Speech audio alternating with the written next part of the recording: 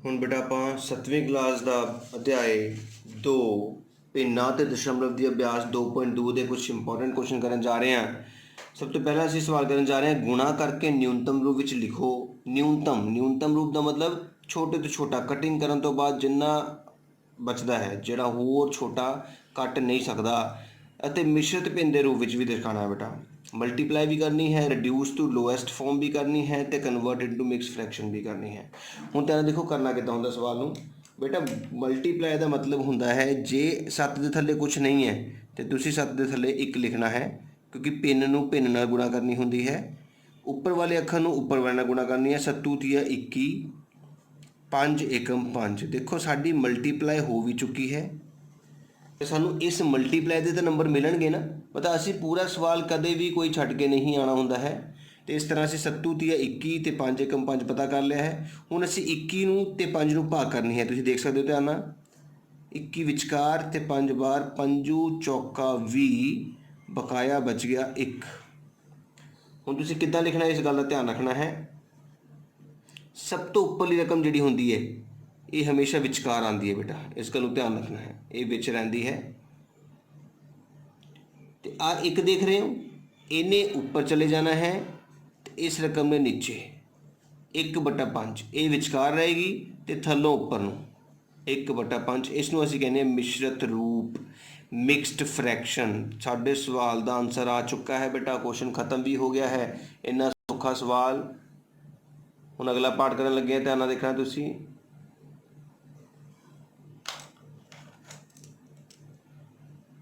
ਦੇਖ ਸਕਦੇ ਹੋ ਅਸੀਂ 4 ਦੇ ਥੱਲੇ 1 ਲਗਾ ਲਿਆ ਹੈ। 4 ਨੂੰ 1 ਨਾਲ ਗੁਣਾ ਕੀਤੀ, 4 ਏਕਮ 4, 3 ਏਕਮ 3। ਹੁਣ ਅਸੀਂ 4 ਨੂੰ ਵਿਚਕਾਰ ਰੱਖਾਂਗੇ ਅਤੇ 3 ਨੂੰ ਬਾਹਰ, 3 ਏਕਮ 3, ਬਕਾਇਆ ਬਚ ਗਿਆ 1। ਅਤੇ ਮੈਂ ਸਮਝਾਇਆ ਸੀ ਇਸ ਰਕਮ ਨੇ ਹਮੇਸ਼ਾ ਕਿੱਥੇ ਆਉਣਾ ਹੈ, ਵਿਚਕਾਰ ਆਉਣਾ ਹੈ ਅਤੇ ਇਹਨੇ ਉੱਪਰ ਇਹਨੇ ਥੱਲੇ।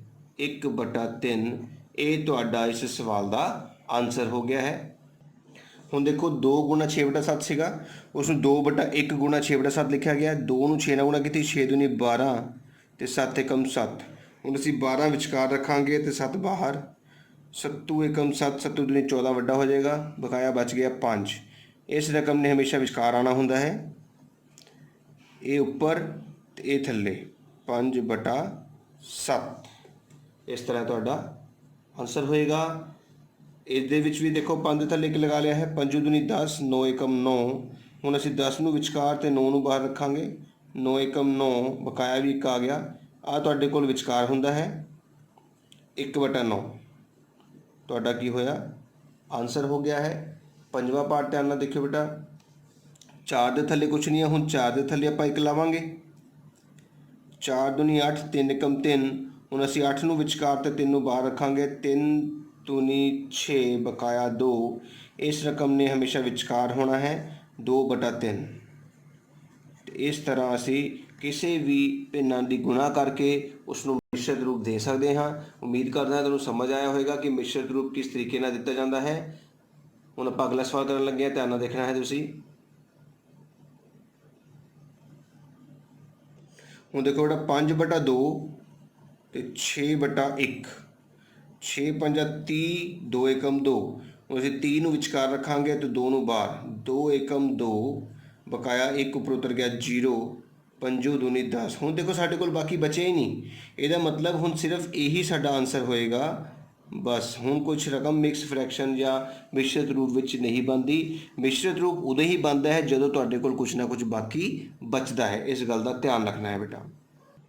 ਹੁਣ ਸਵਾਲ ਬੇਟਾ ਧਿਆਨ ਨਾਲ ਦੇਖਣਾ ਹੈ ਕਿ ਪਤਾ ਕਰੋ 24 ਦਾ 1/2, ਜਾਂ ਇੰਗਲਿਸ਼ ਵਿੱਚ ਫਾਈਂਡ 1/2 ਆਫ 24। ਬੇਟਾ ਆਫ ਜਾਂ ਦਾ ਇਹਦਾ ਮਤਲਬ ਗੁਣਾ ਹੁੰਦਾ ਹੈ।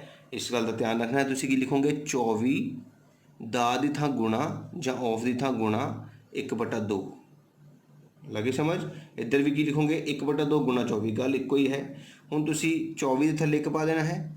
24 ਨੂੰ ਉੱਪਰ ਨਾਲ ਗੁਣਾ ਕੀਤਾ, 24 ਏਕਮ 24, 2 ਏਕਮ 2।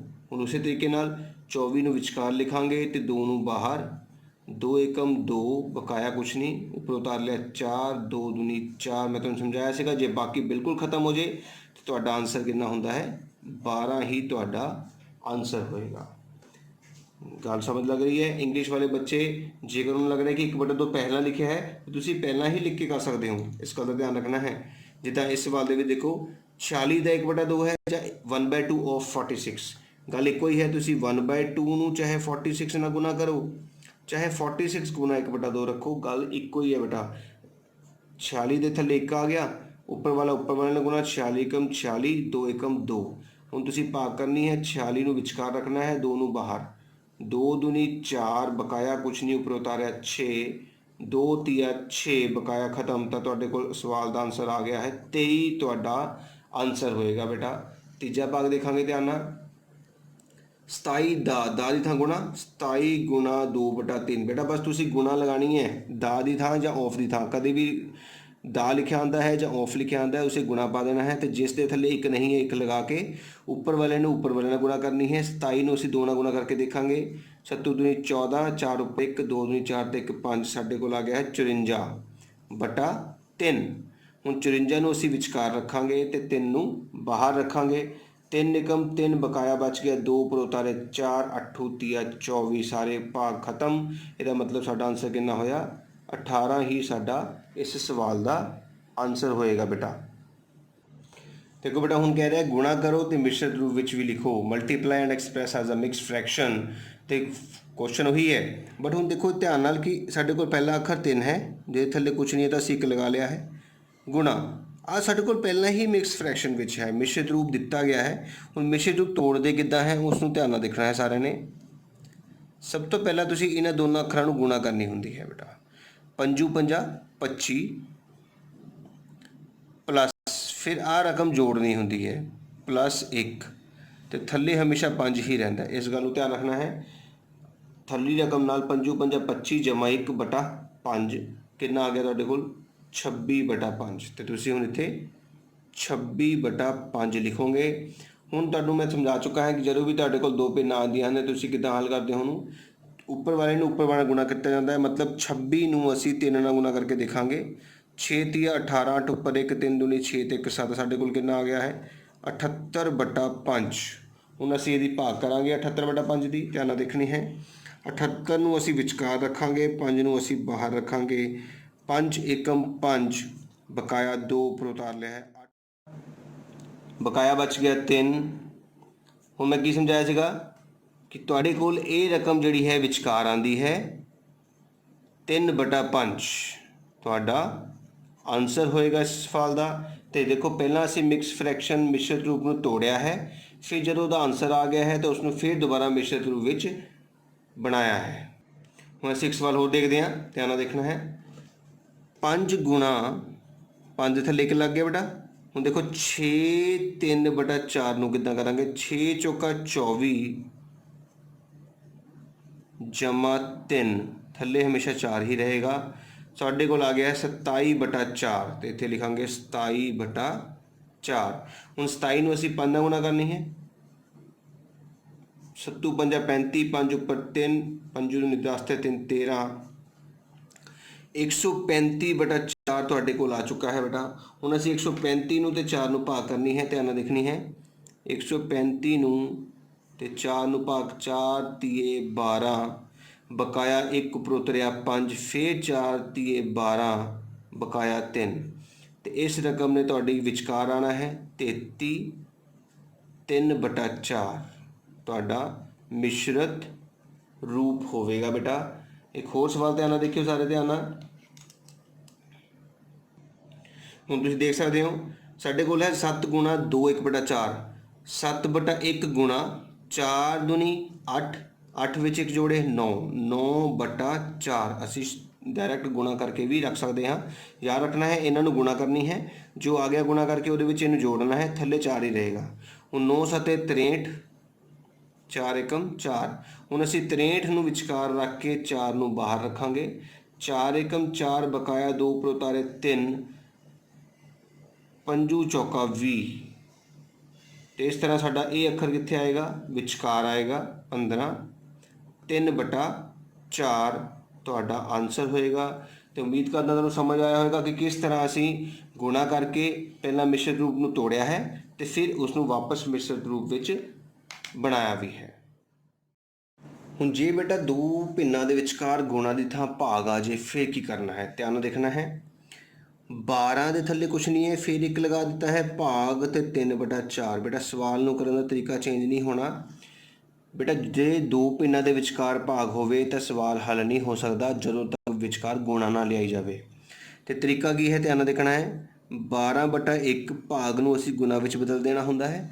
ਜਦੋਂ ਵੀ ਭਾਗ ਨੂੰ ਗੁਣਾ ਵਿੱਚ ਬਦਲੋ ਤਾਂ ਭਾਗ ਤੋਂ ਬਾਅਦ ਵਾਲੀ ਭਿੰਨ ਦਾ ਉਲਟ ਕਰਮ ਹੋ ਜਾਂਦਾ ਹੈ। ਉਲਟ ਕਰਮ ਦਾ ਮਤਲਬ ਕੀ ਹੁੰਦਾ ਹੈ, ਥੱਲੜੀ ਰਕਮ ਨੇ ਉੱਪਰ ਚਲੇ ਜਾਣਾ ਹੈ ਤੇ ਉੱਪਰਲੀ ਰਕਮ ਨੇ ਥੱਲੇ ਆ ਜਾਣਾ ਹੈ। ਜਿਸ ਗੱਲ ਦਾ ਧਿਆਨ ਰੱਖਣਾ ਹੈ, ਜਦੋਂ ਵੀ ਭਾਗ ਨੂੰ ਗੁਣਾ ਵਿੱਚ ਬਦਲੋ ਭਾਗ ਤੋਂ ਪਹਿਲੀ ਨਹੀਂ, ਭਾਗ ਤੋਂ ਬਾਅਦ ਵਾਲੀ ਭਿੰਨ ਨੂੰ ਪਲਟਣਾ ਹੈ, ਥੱਲੇ ਰਕਮ ਉੱਪਰ ਉੱਪਰਲੀ ਰਕਮ ਥੱਲੇ। ਹੁਣ ਬਾਕੀ ਸਵਾਲ ਸੇਮ ਜਿੱਦਾਂ ਕਿ ਅਸੀਂ ਗੁਣਾ ਵਾਲੇ ਕਰ ਰਹੇ ਹਾਂ। 12 ਨੂੰ 4 ਨਾਲ ਗੁਣਾ ਕਰਨੀ ਹੈ।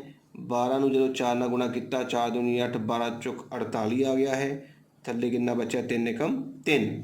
ਹੁਣ 48 ਨੂੰ ਅਸੀਂ ਵਿਚਕਾਰ ਰੱਖਾਂਗੇ, 3 ਨੂੰ ਬਾਹਰ ਰੱਖਾਂਗੇ। 3 ਏਕਮ 3 ਬਕਾਇਆ 1 ਉੱਪਰ ਉਤਰਿਆ 8, 6 ਤੀਆ 18। ਤਾਂ ਸਾਡਾ ਆਨਸਰ ਭਾਗ ਖਤਮ ਹੋ ਗਈ ਹੈ, ਤਾਂ ਮਤਲਬ ਕਿੰਨਾ ਹੋਏਗਾ, 16 ਸਾਡਾ ਆਨਸਰ ਹੋਏਗਾ ਇਸ ਸਵਾਲ ਦਾ। ਅਗਲਾ ਸਵਾਲ ਦੇਖੋ ਧਿਆਨ ਨਾਲ। 14 ਭਾਗ 5/6 ਹੈ ਤੇ ਅਸੀਂ 14 ਦੇ ਥੱਲੇ 1 ਲਗਾਇਆ ਹੈ। ਭਾਗ 5/6 ਸੀਗਾ ਤੇ 14/1 ਗੁਣਾ ਕਰਾਂਗੇ ਤਾਂ 6 ਉੱਪਰ ਆ ਜਾਏਗਾ ਤੇ 5 ਥੱਲੇ ਆ ਜਾਏਗਾ। ਤੇ ਹੁਣ ਆਪਾਂ 14 ਨੂੰ 6 ਨਾਲ ਗੁਣਾ ਕਰਾਂਗੇ। 6 ਚੌਕਾ 24, 4 ਉੱਪਰ 2, 6 ਏਕਮ 6 ਤੇ 2 8। ਕਿੰਨਾ ਆ ਗਿਆ ਬੇਟਾ, 84/5। ਹੁਣ 84 ਨੂੰ ਅਸੀਂ ਵਿਚਕਾਰ ਰੱਖਾਂਗੇ, 5 ਨੂੰ ਬਾਹਰ।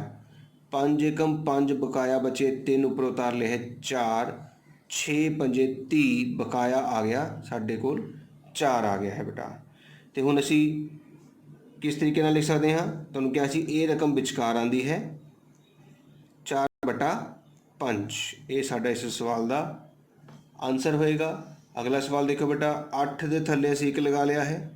ਭਾਗ 7/3, ਫਿਰ 8/1 ਗੁਣਾ 3 ਉੱਪਰ ਚਲਾ ਗਿਆ, 7 ਥੱਲੇ, 8 ਤੀਆ 24/7 ਬੇਟਾ। ਹੁਣ 24 ਨੂੰ ਅਸੀਂ ਵਿਚਕਾਰ ਰੱਖਾਂਗੇ, 7 ਨੂੰ ਬਾਹਰ, 7 ਤੀਆ 21 ਬਕਾਇਆ ਬਚ ਗਿਆ 3 ਤੇ 3 ਵਿਚਕਾਰ ਆਉਂਦਾ ਹੈ 3/7। ਇਹ ਤੁਹਾਡਾ ਮਿਸ਼ਰਤ ਰੂਪ ਹੋ ਗਿਆ ਬੇਟਾ ਇਸ ਸਵਾਲ ਦੇ ਵਿੱਚ। ਇਸ ਤੋਂ ਅਗਲਾ ਭਾਗ ਧਿਆਨ ਨਾਲ ਦੇਖਣਾ ਹੈ ਸਾਰਿਆਂ ਨੇ। ਹੁਣ 4 ਦੇ ਥੱਲੇ ਅਸੀਂ 1 ਲਗਾਇਆ ਹੈ। ਭਾਗ 8/3, 4/1 ਗੁਣਾ 3 ਉੱਪਰ ਚਲ ਜਾਏਗਾ, 8 ਥੱਲੇ, 4 ਤੀਏ 12/8। ਹੁਣ 12 ਨੂੰ ਅਸੀਂ ਵਿਚਕਾਰ ਰੱਖਾਂਗੇ, 8 ਨੂੰ ਬਾਹਰ, 8 ਏਕਮ 8 ਬਕਾਇਆ ਬਚਿਆ ਬੇਟਾ 4। ਇਹਦਾ ਮਤਲਬ ਕੀ ਆਨਸਰ ਆਏਗਾ ਹੁਣ, 1 4/8। ਇਹ ਤੁਹਾਡਾ ਇਸ ਸਵਾਲ ਦਾ ਆਨਸਰ ਹੋਏਗਾ। ਇਸ ਗੱਲ ਦਾ ਧਿਆਨ ਰੱਖਣਾ ਹੈ। ਹੁਣ ਇਸ ਆਨਸਰ ਨੂੰ ਥੋੜ੍ਹਾ ਹੋਰ ਛੋਟਾ ਕੀਤਾ ਜਾ ਸਕਦਾ ਹੈ, ਇਸ ਗੱਲ ਦਾ ਧਿਆਨ ਰੱਖੋ। ਜਦੋਂ ਵੀ ਤੁਸੀਂ ਮਿਸ਼ਰਤ ਰੂਪ ਦਿੰਦੇ ਹੋ ਤੇ ਵਿਚਕਾਰ ਵਾਲੇ ਅੱਖਰ ਨੂੰ ਛੱਡ ਕੇ ਜਿਹੜੇ ਆ 2 ਅੱਖਰ ਲਿਖੇ ਨੇ, ਜੇ ਇਹ ਅੱਖਰ ਆਪਸ ਵਿੱਚ ਕੱਟਦੇ ਨੇ ਤੇ ਤੁਸੀਂ ਇਹਨਾਂ ਨੂੰ ਕੱਟ ਵੀ ਸਕਦੇ ਹੋ ਬੇਟਾ। ਤੇ ਇਸ ਕਰਕੇ 4 ਏਕਮ 4, 4 ਦੂਣੀ 8। ਤਾਂ ਤੁਹਾਡਾ ਆਨਸਰ ਆ 1 1/2 ਵੀ ਲਿਖਿਆ ਜਾ ਸਕਦਾ ਹੈ। ਇਹ ਤੁਹਾਡੀ ਮਰਜ਼ੀ ਹੈ। ਫਾਈਨਲ ਆਨਸਰ ਸਾਡੇ ਕੋਲ ਇਹ ਹੈ, ਇਸ ਤੋਂ ਅੱਗੇ ਆਨਸਰ ਨਹੀਂ ਹੋ ਸਕਦਾ। ਜੇਕਰ ਤੁਹਾਨੂੰ ਇੱਦਾਂ ਨਹੀਂ ਸਮਝ ਲੱਗਦੀ ਕਟਿੰਗ ਤਾਂ ਇੱਥੇ ਵੀ ਛੱਡ ਕੇ ਆ ਸਕਦੇ ਹੋ, ਕੋਈ ਗੱਲ ਨਹੀਂ ਹੈ। ਪੰਜਵਾਂ ਦੇਖੋ ਬੇਟਾ। ਮਿਕਸ ਫ੍ਰੈਕਸ਼ਨ ਵਿੱਚ ਦਿੱਤਾ ਹੈ, ਮਿਸ਼ਰਤ ਰੂਪ ਵਿੱਚ ਕੀ ਸਮਝਾਇਆ ਸੀਗਾ, ਇਹਨਾਂ ਨੂੰ ਗੁਣਾ ਕਰਨਾ ਹੈ, 4 ਤੀਏ 12 ਤੇ 1 ਜੋੜਨਾ ਹੈ 13। 13/3 ਭਾਗ 3/1। ਲੱਗੇ ਸਮਝ ਬੇਟਾ। ਪਹਿਲਾਂ ਇਹਨਾਂ ਨੂੰ ਗੁਣਾ ਕਰਨੀ ਹੈ, 4 ਨੂੰ 3 ਨਾਲ, 4 ਤੀਏ 12 ਵਿੱਚ 1 ਜੋੜ ਦੇਣੇ ਹੈ, ਥੱਲੇ 3 ਹੀ ਰਹੇਗਾ। ਹੁਣ ਭਾਗ ਨੂੰ 13/3 ਗੁਣਾ ਕੀ ਲਿਖਾਂਗੇ, 1/3। 13 ਏਕਮ 13, 3 ਤੀਆ 9। ਇਹਦਾ ਮਤਲਬ ਹੁਣ 13 ਵਿਚਕਾਰ ਆਏਗਾ, 9 ਬਾਹਰ, 9 ਏਕਮ 9 ਬਕਾਇਆ ਬਚੇ 4। ਇਹਦਾ ਮਤਲਬ ਸਾਡਾ ਆਨਸਰ ਕੀ ਹੋਇਆ, 1 4/9 ਸਾਡਾ ਆਨਸਰ ਹੋਏਗਾ। ਅਗਲਾ ਸਵਾਲ ਦੇਖੋ ਧਿਆਨ ਨਾਲ ਬੇਟਾ। 3 1/5 ਦੋਨੇ ਤੁਹਾਡੇ ਕੋਲ ਮਿਕਸ ਫ੍ਰੈਕਸ਼ਨ ਨੇ। 3 1/5 ਵੀ ਹੈ ਤੇ 1 2/3 ਵੀ ਹੈ। 5 ਤੀਏ 15 ਤੇ 1 16/5 ਭਾਗ 3 ਏਕਮ 3, 3 ਜਮਾ 2 ਕਿੰਨੇ ਹੁੰਦੇ, 5/3। ਹੁਣ ਅਸੀਂ ਭਾਗ ਨੂੰ ਗੁਣਾ ਵਿੱਚ ਬਦਲਣ ਜਾ ਰਹੇ ਹਾਂ। 3 ਉੱਪਰ 5 ਥੱਲੇ, 16 ਨੂੰ 3 ਨਾਲ ਗਿਆ, 16 ਤੀਆ 48, 5 5 25। ਇਹਦਾ ਮਤਲਬ ਹੁਣ 48 ਵਿਚਕਾਰ ਆਏਗਾ, 25 ਬਾਹਰ, 25 ਏਕਮ 25 ਬਕਾਇਆ ਬਚ ਕੇ 3 ਤੇ 23। ਆਨਸਰ ਕਿੰਨਾ ਆਇਆ, 1 23/25 ਤੁਹਾਡਾ ਬੇਟਾ ਆਨਸਰ ਹੋਏਗਾ। ਹੋਰ ਸਵਾਲ ਦੇਖ ਲਓ ਧਿਆਨ ਨਾਲ। 2/5 ਭਾਗ 2 ਏਕਮ 2 ਤੇ 1 3/2 2/5 ਗੁਣਾ 2 ਉੱਪਰ ਚਲਾ ਗਿਆ, 3 ਥੱਲੇ ਆ ਗਿਆ, 2 दूनी 4, 5 15। ਤੇ ਇਹ ਤੁਹਾਡਾ ਇਸ ਸਵਾਲ ਦਾ ਵੀ ਆਨਸਰ ਹੋ ਗਿਆ। ਪਰ ਹੁਣ ਦੇਖੋ